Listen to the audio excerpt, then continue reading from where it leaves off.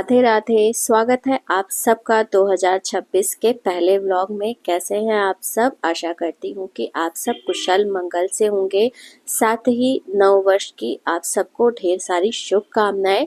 और नव वर्ष के उपलक्ष्य में भगवान सूर्य नारायण ना पिछले 2 दिनों से थोड़ा पहले उदित हो जा रहे हैं। मतलब ऐसा नहीं है कि सुबह ही जो 4 बजे उदित होने का समय था ना, वो आजकल 1-2 बजे के आसपास का हो गया है। और जब भगवान सूर्य नारायण दिखने लगते हैं तो फिर लालच लग जाती है कि लाओ थोड़े से कपड़े जो है धूप में रख दिए जाएं ताकि सूख जाएं।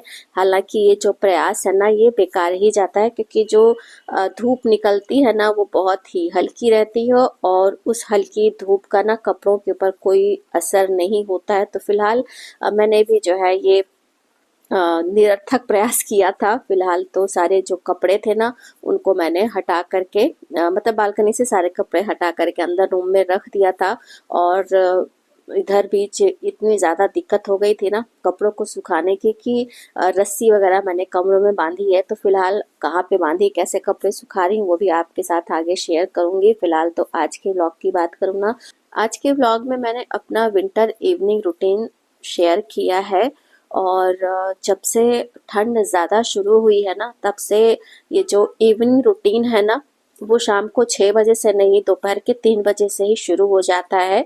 क्योंकि जैसे जैसे शाम होती है, रात होती है ना, ठंड बहुत ज़्यादा बढ़ने लगती है। इसीलिए ना दोपहर से ही ना मेरा जो इवनिंग वाला काम होता है ना, वो शुरू हो जाता है। और इवनिंग वाले कामों के साथ ही साथ कुछ एक्स्ट्रा काम भी जो घर के होते हैं ना, उनको भी मैं निपटाते चलती हूँ। जैसे अब आज की ही बात करूँ ना, तो आज मक्खन निकाल करके रखा हुआ था, उसे गर्म करके घी बनाना था। तो यहाँ पे जब दिन का लंच वगैरह पूरा काम समाप्त हो गया था, बस केवल किचन समेटना बाकी रह गया था ना, तब मैंने जो है इधर पहले तो घी रख दिया बनने के लिए। इसके बाद जितने भी जूठे बर्तन थे ना, उनको मशीन में लगा करके मैंने मशीन ऑन कर दी थी। इसके बाद साग धुल करके रखा हुआ था, सोया मेथी पालक, तो उसे भी ना मैंने हाथों से ही रफली चॉप कर दिया। हालांकि फूड प्रोसेसर में भी अच्छे से चॉप हो जाता है, लेकिन मैंने कहा कि हाथ से ही चॉप कर लेती हूँ। एक्चुअली में अभी फूड प्रोसेसर में ना मुझे गाजर भी ग्रेट करनी है, क्योंकि गाजर का हलवा बनाना है। तो मैंने सोचा कि 10 बार फूड प्रोसेसर धुलने से अच्छा है कि एक ही बार जो है उसका इस्तेमाल किया जाए।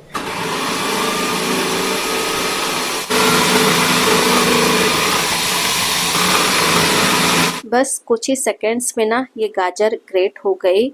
और मेरे किचन के जो 2 अप्लायंसेस हैं ना, एक ये फूड प्रोसेसर और दूसरा है डिश वॉशर, ये दोनों ही ना कोविड की देन है। क्योंकि जब कोविड के टाइम में मेड्स बैन हो गई ना एकदम पूरी तरह से, तो अकेले ही सारे कामों को मैनेज करना होता था। तब ये महसूस हुआ कि कुछ ऐसे अप्लायंसेस हमें अपने लिए, मतलब अपने किचन में हेल्पर के तौर पे रखना चाहिए, जिससे ना किचन के काम आसान हो सके। तो उस दौरान में मैंने ये दोनों ही चीज़ें परचेज की थी। और ये टोटली ना वर्दी है, मतलब इसमें जो भी पैसा लगा ना, सब पूरी तरह से वसूल है। और फूड प्रोसेसर से भी काम काफ़ी आसान हो गया। और डिश वॉशर तो ही है। डिश वॉशर से याद आया, मेरे पास एक कमेंट आया था डिश वॉशर रिव्यू के लिए, तो बस बहुत जल्दी ही मैं कोशिश कर रही हूँ कि उसके ऊपर वीडियो बनाऊँ। एक्चुअली में इधर ना थोड़ी सी व्यस्तता बढ़ गई है, क्योंकि छोटे बेटे के बोर्ड के एग्ज़ाम्स होने हैं 12th का।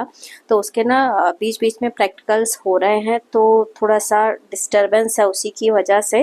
बट मेरी पूरी कोशिश है कि जल्दी ही मैं उस पर जो है वीडियो बनाऊं। और किचन के कामों के साथ ही साथ ना, जो आज मुझे व्लॉग अपलोड करना था, तो उसका काम भी मैंने थोड़ी देर बैठ करके किया। तो एक भी वीडियो जो है ना, मतलब रीचेक हो गया था, उसे एक्सपोर्ट कर दिया। और साथ ही फिर किचन में आकर के देखा तो हलवा भी रेडी हो चुका था। बीच बीच में ये भी चला रही थी, आपने देखा होगा। तो एक साथ कई काम जो है ना मैनेज करने पड़ते हैं। ये है, ये थोड़ा सा ध्यान देना पड़ता है एक साथ अगर हम कई काम करते हैं, क्योंकि कभी कभी जब हम भूल जाते हैं ना, तो काम बिगड़ भी जाता है। तो अभी यहाँ पे ना हलवा रेडी हो गया था, और वीडियो भी मैंने ना अपलोडिंग में लगा दिया था। फिर इसके बाद जो है किचन में बाकी का काम मैंने स्टार्ट किया। तो जब तक इतने सारे काम किए ना, उतनी देर में 5 बज चुके थे। तो सोचा कि अब रात की डिनर की भी तैयारी कर लेती हूँ। तो डिनर में मैंने साग वगैरह काटा था, तो सोचा था साग और मिक्स आटे की रोटी बनाऊंगी।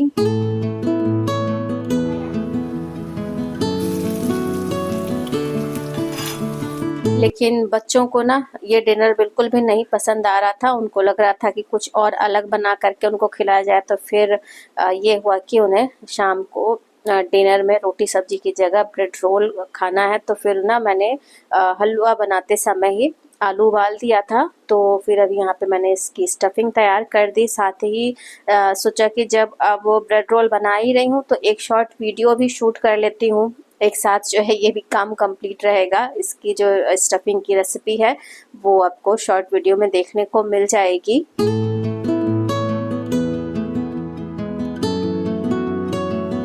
इधर 10-15 दिनों से जो ये भयंकर कपकपाने वाली ठंड शुरू हुई है ना, तब से दोपहर का जो आराम है ना वो मेरा समाप्त हो चुका है। क्योंकि दोपहर में जब आराम करने लगो ना तो फिर शाम का काम लेट हो जाता है। और शाम को जैसे जैसे लेट होने लगती है ना वैसे वैसे ही किचन से मन भागने लगता है। क्योंकि शाम के टाइम में ना बहुत मन नहीं होता है किचन में काम करने का, स्पेशली ठंड के दिनों में। इसीलिए मेरा पूरा प्रयास रहता है ना कि 7 बजे तक मैं किचन के जो काम है ना वो पूरी तरह से समाप्त कर दूं। बाकी जिसको जब खाना होगा वो अपना खाता रहे।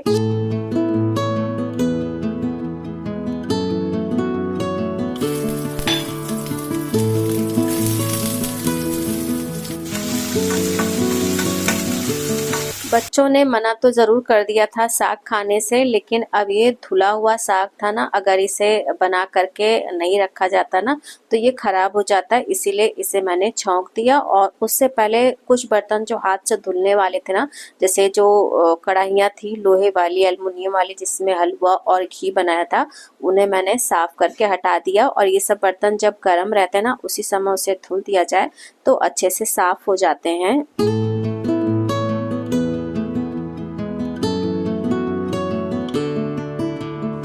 साग छौंकने के बाद नेक्स्ट काम था कि ये जो ब्रेड रोल्स है ना इन्हें मैं बना करके रख दूं। और बना करके रखा रहेगा ना तो ये थोड़ा सा सेट भी हो जाएगा और काम भी आसान रहेगा। फिर जब जिसको खाना होगा ना बस तुरंत जो है तल करके इसे मैं सबको दे दूंगी तो ज़्यादा टाइम नहीं लगेगा। और इसे भर करके इस तरह से रोल बनाने में ही ना सबसे ज़्यादा समय लगता है।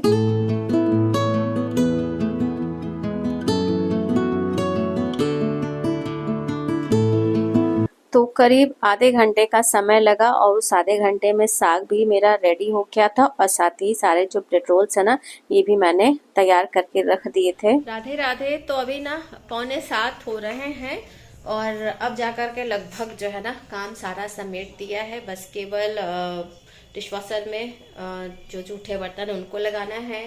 साथ ही जो ब्रेड रोल वगैरह है ना वो तलना है। तो अभी फ़िलहाल कोई खाने वाला नहीं है। रोटी या पराठा होता तो सेक करके रख देती मैं, क्योंकि बहुत ज़्यादा ठंड लग रही है। और अब यह है कि काम मतलब अब इतना ज़्यादा पानी वाला काम नहीं है, थोड़ा सा ही है। तो ये इतना काम जो है किया जा सकता है। चाय भी बनने वाली है मेरी, तो छान लेती हूँ।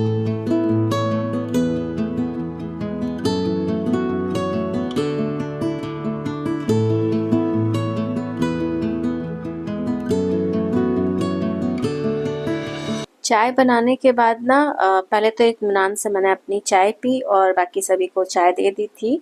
और फिर करीब 7:30 बजने वाले थे ना तब मैंने ब्रेड रोल्स भी तलने शुरू कर दिए। क्योंकि बच्चों का ही मन था कि उन्हें जो है खाना है। और सब्जी रोटी होती तो शायद कम मन करता, लेकिन ये सारी चीज़ें तो बच्चों को वैसे ही बहुत ज़्यादा पसंद होती हैं। तो आज ना 8 बजे तक मेरे किचन का पूरा काम समाप्त हो गया था। हालांकि रोज की अपेक्षा थोड़ा सा लेट ही समाप्त हुआ, क्योंकि ये जो ब्रेड रोल वगैरह है ना इसमें थोड़ा सा टाइम लग ही जाता है और गरम गरम ही खाने में अच्छा भी लगता है। लेकिन जब रोटी वगैरह सेकनी होती है ना तो वो काम मैं शाम को 6 बजे तक कंप्लीट कर लेती हूँ। क्योंकि रात में बिल्कुल भी मन नहीं होता है और कैसरोल वगैरह में ढक करके रख दो ना तो इतनी जल्दी जो है रोटी ठंडी नहीं होती है। तो ये था मेरा आज का विंटर इवनिंग रूटीन, जो कि शुरू हो जाती है आफ्टरनून से ही। तो भैया जब ठंड बहुत ज़्यादा पड़ती है ना तो उसमें आफ्टरनून, इवनिंग और नाइट नहीं देखा जाता, बस ये देखा जाता है कि कितनी जल्दी से जल्दी जो है ना कामों को समाप्त किया जाए। फिलहाल तो व्लॉग एंड करने से पहले आपको दिखा रही थी कि मैंने कमरों में रस्सी बांधी हुई है ताकि कपड़े जो है सूख सकें। इस समय स्थिति बहुत ज़्यादा खराब है धूप ना निकलने से। फिलहाल तो व्लॉग मैं यहीं पर एंड कर रही हूँ। व्लॉग अगर अच्छा लगा हो तो प्लीज़ वीडियो को लाइक और चैनल को सब्सक्राइब करना ना भूलिएगा। मिलते हैं अगले व्लॉग में, तब तक के लिए जय श्री कृष्ण।